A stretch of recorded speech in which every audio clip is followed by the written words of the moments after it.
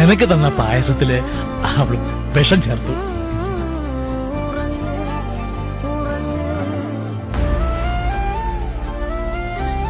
സത്യാണോ? സത്യമാണോ ഞാൻ കേട്ടത്? എന്നോട് പൊറുക്കണം. പെട്ടെന്ന് കേട്ടപ്പോ എനിക്ക് അങ്ങനെ ചെയ്യാനാ തോന്നിയത്.